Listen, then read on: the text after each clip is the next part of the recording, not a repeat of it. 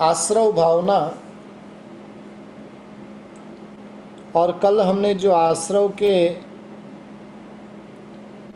4 भेद देखे थे, पहले नंबर में मिथ्यात्व के संबंध में बातें हुई थी और दूसरे नंबर के अंदर अविरति के संबंध में हमने बातें प्रारंभ की थी। अविरति यानी क्या, तो कि पाप के त्याग की प्रतिज्ञा का अभाव, जिसे शास्त्रों में अविरति बताने में आया है। जब तक इच्छा पूर्वक रुचि के साथ पाप त्याग की प्रतिज्ञा नहीं की जाती है, तब तक पाप नहीं करते हुए भी पाप का बंध होता रहता है। और उसके संबंध में कल जैसे दृष्टांत देके बताया था, किसी का घर आपने भाड़े पे लिया है। अब भाड़े पे लेने के बाद में उस घर का उपयोग करे कि नहीं करे, लेकिन फिर भी उसका भाड़ा तो चुकाना ही पड़ता है। किसी से हमने रुपये उधार लिए हैं, उन रुपयों का हम उपयोग करें कि नहीं करें, लेकिन फिर भी उसका ब्याज तो हमें चुकाना ही पड़ता है। बिजली घर से यदि हमने घर में बिजली का कनेक्शन लिया हुआ है, उसका उपयोग करें कि नहीं करें, लेकिन फिर भी उसका बिल तो हमें भरना ही पड़ेगा। उपयोग करेंगे तो कुछ अधिक मात्रा में भरना पड़ेगा, उपयोग नहीं करेंगे तो मिनिमम में मिनिमम तो आपको बिल भरना ही पड़ेगा। यदि हमें बिल नहीं भरना है तो कनेक्शन कटवाना चाहिए। इसी प्रकार से यदि हमें कर्मों के बंधन नहीं चाहिए, कर्मों के बंधनों से बचना है, तो पाप त्याग की प्रतिज्ञा के द्वारा पापों से संबंध तोड़ देना चाहिए। जब तक पापों से संबंध नहीं तोड़ेंगे, तब तक निरंतर वो पाप कर्म का बंधन होता ही रहेगा। एकेंद्रिय आदि अवस्थाओं में अविरति का तीव्र उदय होने से कर्मों का आश्रव निरंतर चालू ही रहता है। अविरति के त्याग की प्रतिज्ञा वो बहुत ही महत्वपूर्ण प्रतिज्ञा रही हुई है। शास्त्रों में दृष्टांत आता है कि सर्ववीर्ति के स्वीकार से एक भिखारी भी 3 लोक के अंदर पूज्य बन जाता है। पूर्व के भाव में 1 दिन की दीक्षा के पालन से भिखारी का जो जीव है वो संप्रति महाराजा बन गया था। यानी वीरति के अंदर आने के साथ में वृत्ति के भाव भीतर में प्रकट होने के साथ में ही जीव कर्म रूपी बंधनों से बच जाता है। और उसके लिए महापुरुष कहते हैं कि यदि हमें आश्रव से बचना है तो अविरति का त्याग करना चाहिए। तीसरे नंबर के अंदर है आश्रव के कारण भूत के स्वरूप में कसाय रहे हुए। कसाय का अर्थ है जिसके भीतर में संसार की अभिवृद्धि कराने की ताकत पड़ी हुई है, वो कसाय है,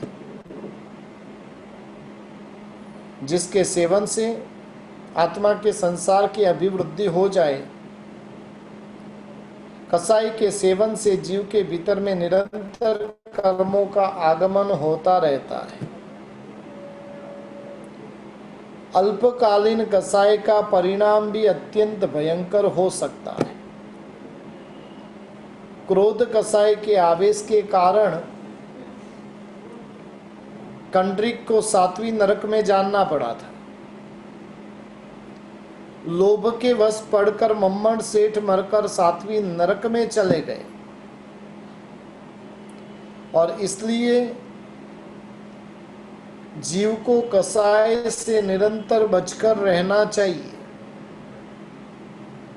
हमने पहले भी इन 4 कसायों की बात की थी और इसलिए इसके ऊपर ज़्यादा विवेचन नहीं कर रहे, लेकिन इतनी बात पक्की है कि कसाय है तो उन कसायों के कारण हमारा संसार निरंतर अभिवृद्ध होता रहेगा। कसायों के माध्यम से जीव विवेक को भूलता है। कितना भी ज्ञानी रहे, लेकिन उसके ऊपर भी जब कसाय रूपी भूत सवार होते हैं तब वो भी विवेक को भूल जाते हैं। इसलिए कसायों को जीवन के अंदर प्रवेश होने ही नहीं देंगे। चौथे नंबर के अंदर आश्रव के कारण स्वरूप में योग को बताया है। मन, वचन और काया जिसे हम योग कहते हैं। मन, वचन, काया की प्रवृत्ति से आत्मा कर्म का बंधन करती है। यदि शुभ प्रवृत्ति करेगी तो पुण्य का बंधन होगा, अशुभ प्रवृत्ति करेगी तो पाप कर्म का बंधन होगा। इस प्रकार से मिथ्यात्व, अविरति, कसाय और योग के माध्यम से जीव निरंतर कर्मों का बंधन करती रहती है और कर्मों का बंधन करने के कारण उसका संसार जो है वो यथावत चलता रहता है। इसलिए जिन्हें आश्रवों से बचना है तो इन चारों से निरंतर बचकर रहने का प्रयास करना चाहिए। आश्रव के जो 4 भेद बताकर अब 42 भेद आश्रव के बता रहे हैं। 5 इंद्रियां, 5 अव्रत, 4 कसाय, 3 योग और 25 असत क्रियाएं, ये सभी जीव के भीतर में आश्रव का कारण बनते हैं।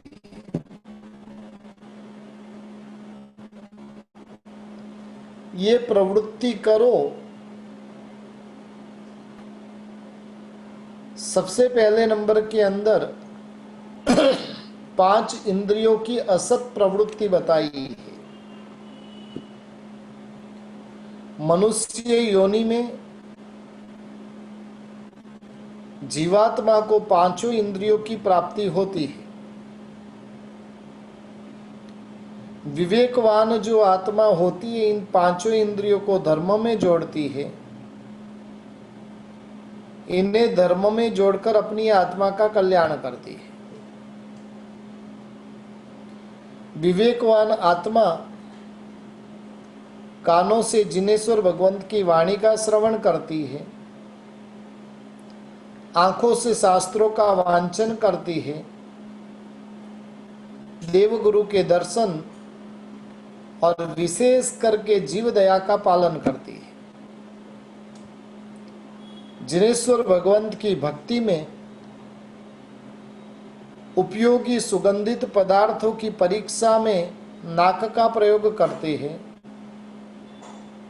जीव के द्वारा प्रभु की स्तुति और शरीर का उपयोग अन्य की सेवा और शुश्रूषा में करती है। जबकि इन्हीं 5 इंद्रियों को प्राप्त कर मोहाधीन जो आत्मा होती है वो 5 इंद्रियों के अनुकूल विषयों को पाने के लिए दौड़ धूप करती है। अनुकूल विषय यदि मिल जाए तो राग करती है, प्रतिकूल विषय मिलने पर द्वेष करती है। वह कानों से फिल्मों के गीत सुनती रहती है, आंखों से रूपवती स्त्री और पुरुषों के दर्शन करते रहते हैं, और इस प्रकार से पांचों इंद्रियों को वो भौतिक रूप, रस, गंध, शब्द और स्पर्श में जोड़ते हैं, और उसके फल स्वरूप श्रुति के स्वरूप में उस आत्मा में आश्रव का द्वार खुला ही रहता है। अनंत अनंत कार्मण वर्गणाएं आकर उसकी आत्मा के ऊपर चिपकती रहती है। पांच इंद्रिय और पांचों इंद्रियों के 23 विषयों की प्राप्ति अप्राप्ति में राग और द्वेष करने से आत्मा कर्म का आश्रव करती है। जिन्हें आश्रवों से बचना है उनको, यानी जो भी ये आश्रव के कारणभूत जो बातें रही हुई है, पांच इंद्रिय के जो विषय रहे हुए हैं और उन विषयों के अंदर उसे राग या तो द्वेष करना नहीं है। सहज भाव से इंद्रियों का उपभोग होता है तो वो आश्रव का कारण नहीं बनती है। इन्हीं इंद्रियों का प्रयोग तीर्थंकर देव करते हैं, इन्हीं इंद्रियों का प्रयोग मुनि भगवंत करते हैं, इन्हीं इंद्रियों का प्रयोग सम्यक दृष्टि आत्मा और मिथ्या दृष्टि आत्मा भी करती है। लेकिन एक इसी इंद्रिय के प्रयोग से बहुत भारी मात्रा में कर्मों का बंधन करती है, वहीं पर दूसरी आत्मा कर्म बंधन से मुक्त रहती है। सारी की सारी चीजें अपने हाथ में हैं। कर्म करना भी अपने हाथ में, कर्म नहीं करना भी अपने हाथ में।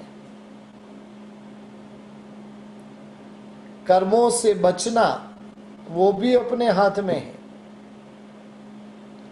भोजन करने के लिए बैठे हैं, लेकिन उन भोजन के प्रति हमें आसक्त होना नहीं है। जो भी आए, जैसा भी आए, उसको मुंह के अंदर डालना है, पेट की पूर्ति करना है। और इस प्रकार का भाव रहेगा तो वो राग और द्वेष नहीं करेगा। इसलिए इंद्रिय के 23 विषयों के अंदर जो राग करता है, जो इंद्रियों के विषयों के अंदर जो द्वेष करता है, वो आत्मा कर्मों का आश्रव करती है। आगे जाकर बता रहे कि 5 प्रकार के अव्रत होते हैं: प्राणातिपात, मुर्सावाद, अदत्तादान, मैथुन, परिग्रह। और ये 5 अव्रतों के माध्यम से भी आत्मा कर्म का बंधन करती है। हिंसा नहीं करते हुए भी हिंसा का पाप, झूठ नहीं बोलते हुए भी झूठ का पाप लगेगा, चोरी नहीं करते हुए भी चोरी का पाप, अब्रह्म का सेवन, ब्रह्म नहीं करते हुए भी अब्रह्म का पाप लग सकता है। जीवन का गुजरान चला सके उतनी संपत्ति नहीं है, और फिर भी बहुत ही भयंकर परिग्रह का पाप भी जीव को लगता रहता है। और इनसे यदि बचने की भावना रहे तो इनका नियम जीवन के अंदर अवश्य लेना चाहिए। तीसरे नंबर के अंदर जो 4 प्रकार के कसाई जिसकी हमने बातें की थी, क्रोध, मान, माया, लोभ, और इन चारों कसायों के अंदर उलझी हुई हमारी आत्मा रहती है। कभी क्रोध का सहारा, कभी मान का, कभी माया का, तो कभी लोभ का। और एक चीज ध्यान रखिए कि क्रोध मान तो कभी कभार ही प्रकट होते हैं, माया भी कभी कभार ही प्रकट होती है, लेकिन लोभ तो प्रत्येक परिस्थिति में, प्रत्येक अवस्था में जीव के साथ में लोभ तो रहा हुआ ही रहता है। और इन कसायों से यदि मुक्त बनते हैं तो कर्मों के आश्रयों से बच जाएंगे। 3 प्रकार के योग बताए हैं। मन वचन काया से शुभाशुभ प्रवृत्ति करना, और वो आश्रव के कारणभूत रहे हुए। इतनी बात हमने पहले भी देख ली थी। अब 25 प्रकार की क्रियाएं रही हुई है, जिसको समझने के लिए थोड़ा दिमाग लगाना पड़ेगा। दिमाग को लड़ाने का काम तो हम बहुत सी बार करते हैं, लेकिन लगाने का काम नहीं करते। अब हम 25 प्रकार की जो क्रियाएं हैं और उन क्रियाओं के बारे में बातें कर रहे हैं। सबसे पहले नंबर की क्रिया है कायी की क्रिया। इन क्रियाओं का वर्णन 9 तत्व ग्रंथ के अंदर बहुत सुंदर तरीके से देने में आया है। कायी की क्रिया यानी काम वासना आदि दुष्ट भावों के लिए काया से प्रवृत्ति करना। भीतर में विकार वासना आदि प्रकट हो चुकी है और उसको संतुष्ट करने के लिए काया से जो प्रवृत्ति की जाती है वो कायी की क्रिया है। हालांकि काया से की जाने वाली सभी क्रियाएं वो कायी की क्रिया के अंदर आती है। दूसरे नंबर की जो क्रिया रही हुई है वो अधिकरणी की क्रिया है। अधिकरणी की क्रिया का अर्थ होता है हिंसा के जो कारणभूत रहे हुए हैं, ऐसे तलवार, बंदूक, चाकू वगैरह शस्त्र तैयार करवाना, उसका उपयोग करना, और इस प्रकार से शस्त्रों का निर्माण करना, उसका उपयोग करना, और जिसके माध्यम से जीव कर्मों का आश्रय करती है। तीसरे नंबर के अंदर प्राद्वेषी की क्रिया, क्रोधादि से उत्पन्न द्वेष पूर्वक की गई जो क्रियाएं होती है,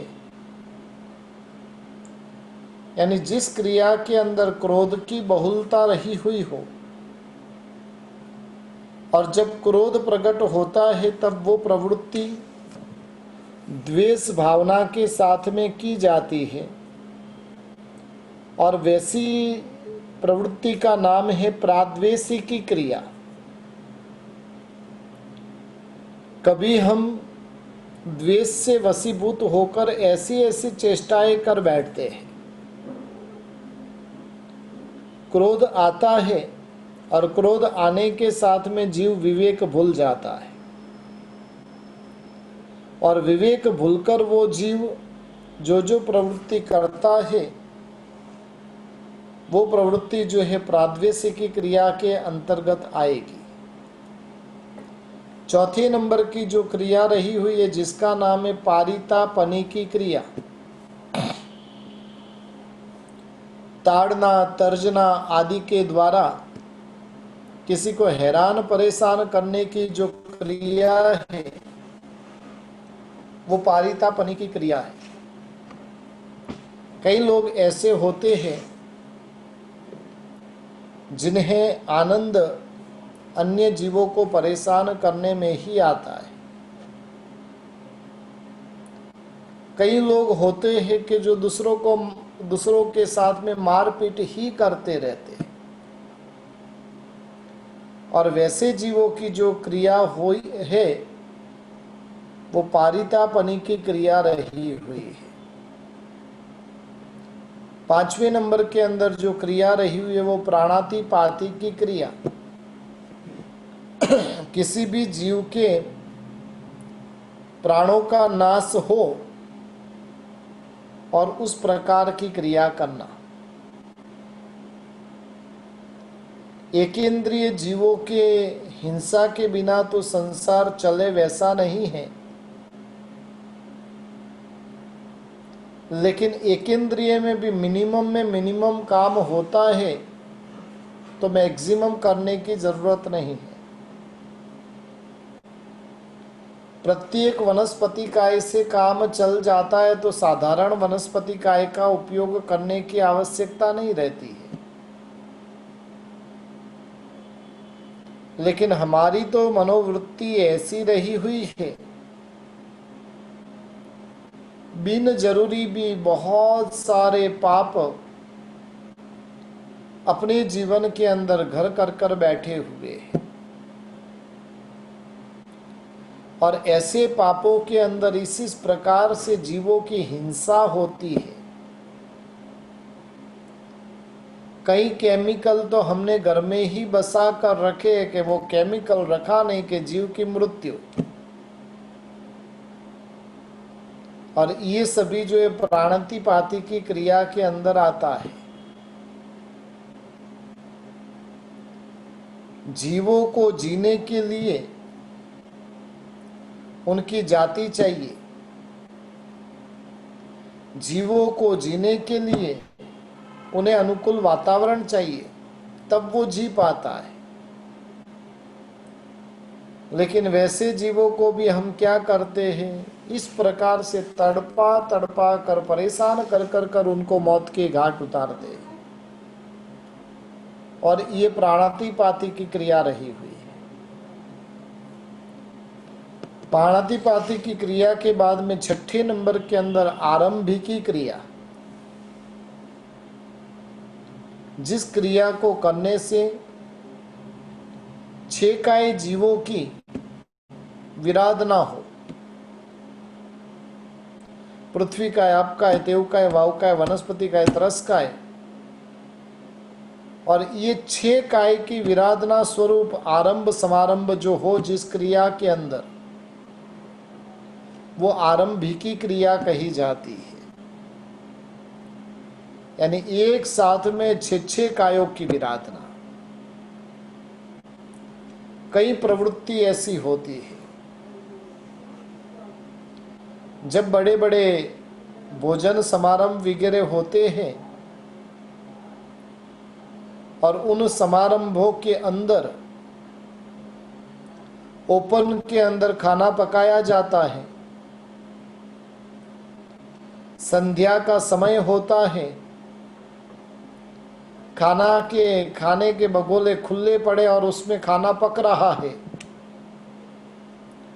सैकड़ों जीव जंतु, छोटे छोटे जीव उस खाने के अंदर गिरते, और ऐसे सैकड़ों जीवों की विराधना वहां पर होती है। कई बार तो पानी पूरी का पानी जब देखते हैं ना, एक बार कहीं पर रिसेप्शन में जाना हुआ था और वहां पर खाने के लिए पानी पूरी ली। अब मेरी तो आदत है कि जो भी खाना खाना है तो उसको एकदम बारीकाई से देखकर फिर खाना। आप जिसको राई जीरा समझकर भक्षण कर ले तो उसको मैं बाहर निकालता हूं, और उस समय के अंदर देखा खाली एक पूड़ी के अंदर नहीं तो 100-200 चींटियां आ गई होगी। अब क्या करते, उस पूड़ी में देखने तो जाते नहीं, सीधा लिया मुंह में डाला। और इस प्रकार से जब बड़े बड़े आरंभ समारंभ के कार्य होते हैं तो वहां पर जीवों की विराधना भी भयंकर मात्रा में होती है। इसलिए वैसी क्रिया को आरंभिकी क्रिया कही है। हमारे घर के अंदर भी नाश्ता किया और आधे घंटे के बाद सफाई करने जाओगे तो वहां पर सैकड़ों जीव जंतु आकर मर जाएंगे। थोड़ा सा भी दूध का एक बूंद गिरा है तो उसे तुरंत ही साफ करना है। हमें तो सब और लड्डू खाने हैं और सब और लड्डू का खाने के लिए जाते हैं तो क्या होता है,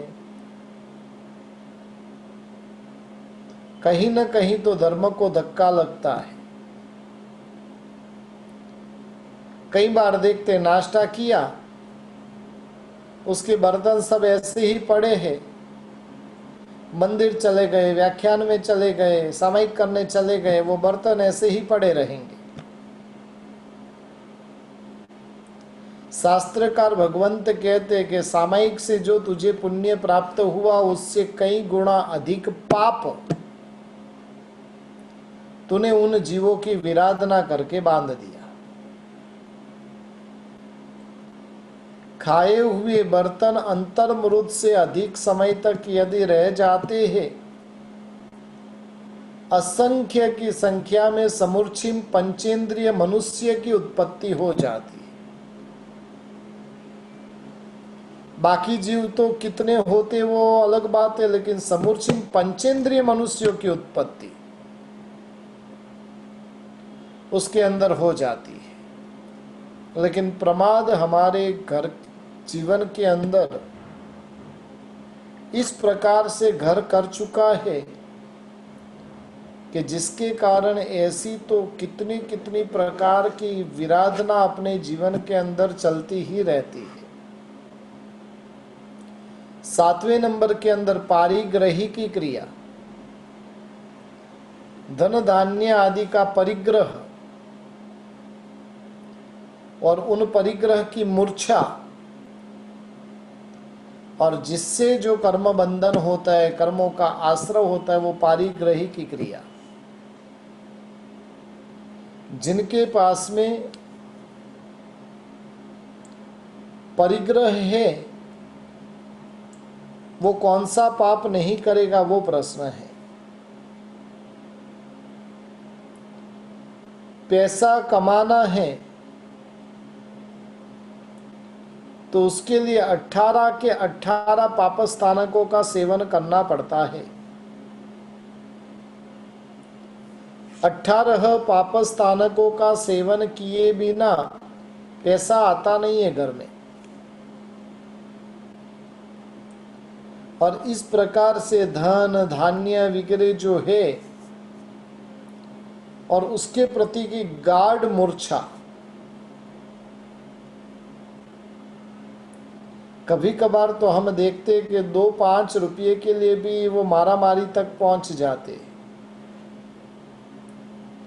गाली गलौज तक पहुंच जाते, आर्त ध्यान और रौद्र ध्यान की भूमिका में पहुंच जाते हैं। और ऐसा क्यों होता है? पारिग्रही की क्रिया के कारण। परिग्रह हमें बहुत प्यारा लगता है, उपयोग में आए कि नहीं आए, लेकिन फिर भी रखना अच्छा लगता है। आज इतनी सी बात मेरी मानोगे, जिन वस्त्रों का प्रयोग 1 साल से एक भी बार नहीं किया, उन वस्त्रों को निकाल कर बाहर निकाल देंगे। कर सकते हो? बोलो। 1 साल से जिन वस्त्र का प्रयोग एकाध बार भी नहीं किया है, उन वस्त्रों को हम आवश्यक मंद ऐसे जो लोग रहेंगे उनको दे देंगे। 50% आपके वस्त्र निकल जाएंगे कि जिसका 1 साल से हमने प्रयोग किया ही नहीं है, और उसके बावजूद भी उसको क्या करना, संभाले रखा है। क्यों संभाल के रखा है? भीतर में परिग्रह है, और उन परिग्रह के कारण अनेक प्रकार के कर्म बंधन जीव करता रहता है। उन परिग्रह के कारण उसे संभाले रखने की चिंता, उसके संबंध में कितने कितने विचार आदि भीतर में प्रकट होते हैं, और वो सभी अनेक प्रकार के कर्मों के बंधन के कारण बनते हैं। लेकिन परिग्रह, बाकी सब धर्म हमें करने जैसा लगता है, परिग्रह छोड़ने जैसा आज दिन तक लगा ही नहीं है। वो तो करते ही रहना है। इस साइड में सामयिक का लेवल भी बढ़ता जाता है, दूसरी साइड में परिग्रह का भी लेवल बढ़ता जाता है। परमात्मा ने पुण्या श्रावक से सबसे पहला काम क्या करवाया? परिग्रह छुड़वाने का। बाकी सब काम बाद में करवाए, क्योंकि परिग्रह इतना भयंकर है। लेकिन उसकी भयंकरता हमें दिखती ही नहीं है। पैसा एक ऐसी चीज है कि अच्छे खासे इंसान को भी बिगाड़ कर रख देता है। अच्छे से धार्मिक व्यक्ति के जीवन में भी दुर्बुद्धि आती है तो पैसे के कारण। एक साइड में लंबा तिलक करेगा और एक साइड में लोगों को ठगना चालू रहेगा।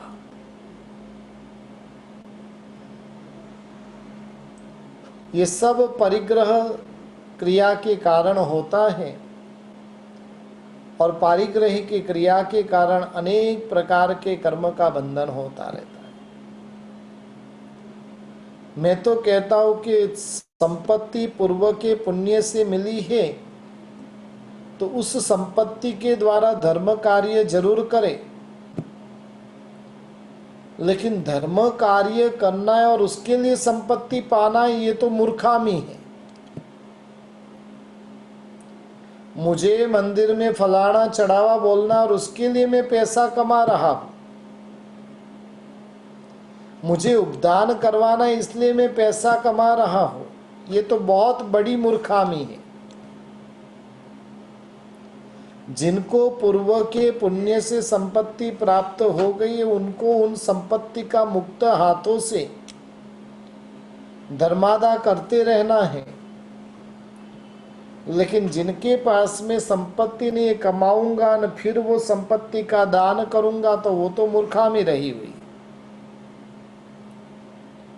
अधिकतर जगत के जीवों का समावेश इसके अंदर होता है।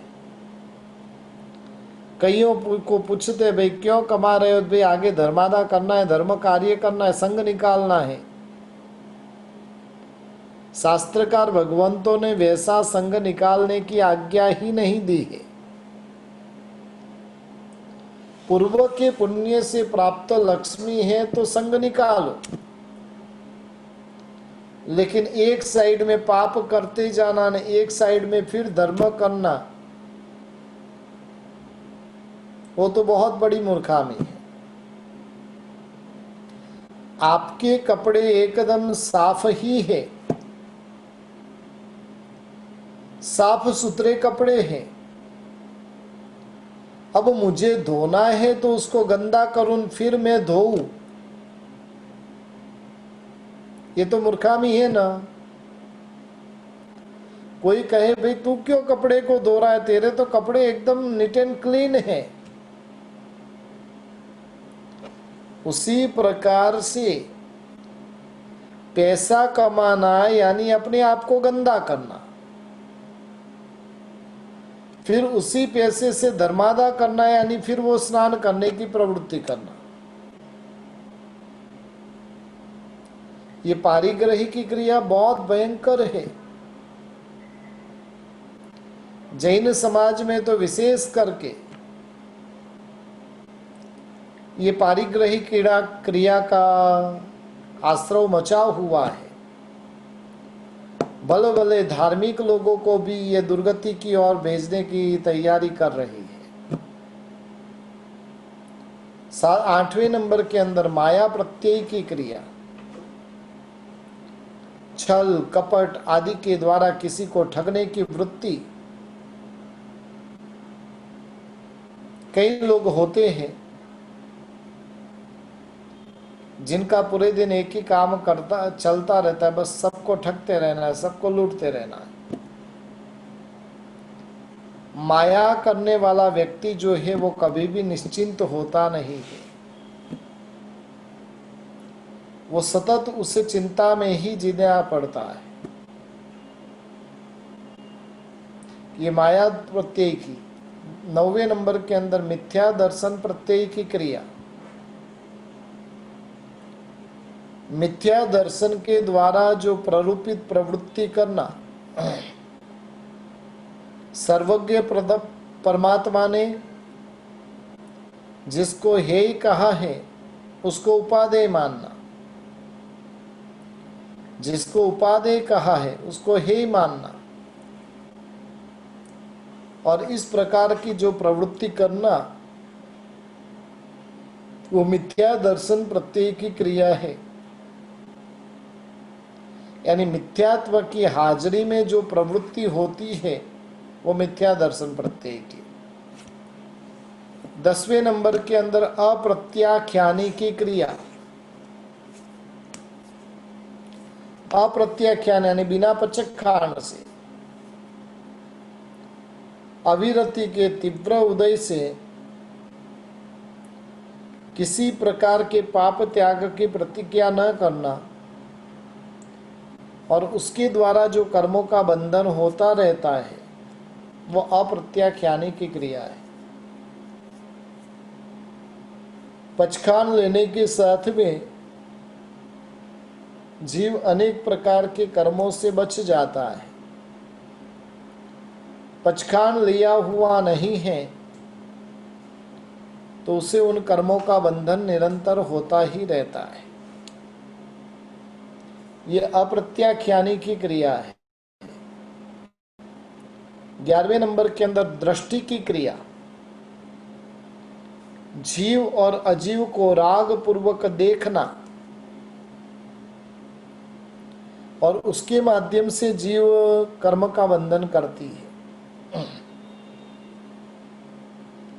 जड़ को भी हम राग पूर्वक देखते हैं। ये सोफा बहुत अच्छा है, ये कपड़े बहुत अच्छे हैं, आज खाना बहुत अच्छा बना है, ये जड़ का राग है। और जीव को राग पूर्वक देखना, जीव और जड़ दोनों को राग की दृष्टि से देखना, वो दृष्टि की क्रिया रही हुई है। स्पृष्टि की क्रिया के अंदर जैसे दृष्टि की के अंदर देखना था, वैसे स्पृष्टि की क्रिया के अंदर स्पर्श करना, राग पूर्वक स्त्री को, पुत्र को, जड़ पदार्थ को आदि को जो स्पर्श किया जाता है वो स्पृष्टि की क्रिया कही जाती है। फिर 13वें नंबर के अंदर जो क्रिया है वो क्रिया का नाम है प्रातिथ्य की क्रिया। प्रातिथ्य का अर्थ होता है जीव और अजीव के निमित्त से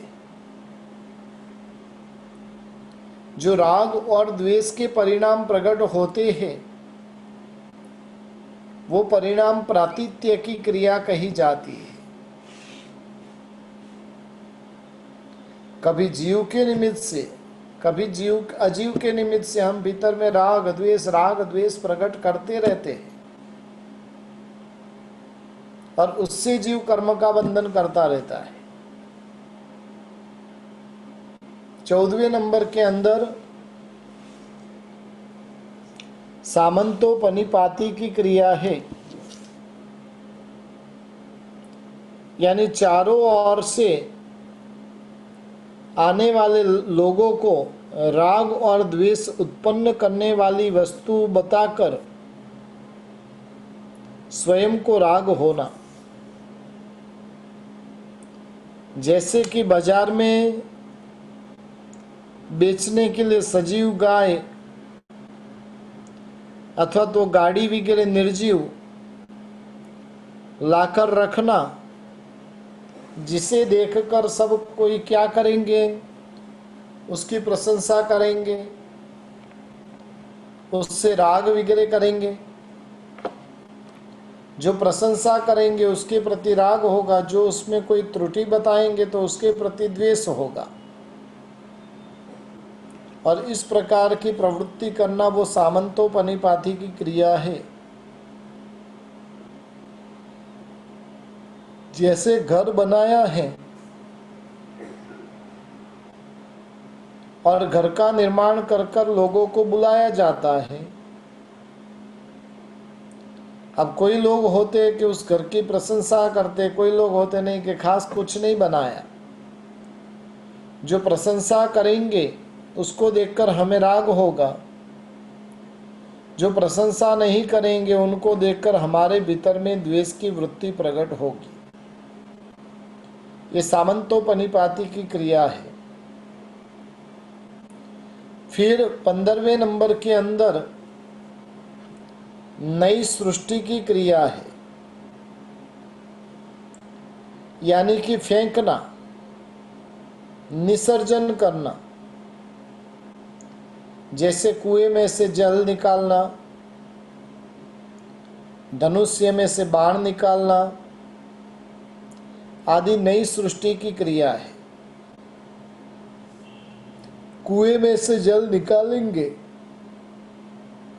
तो जल के जो जीव है वो मर जाएंगे,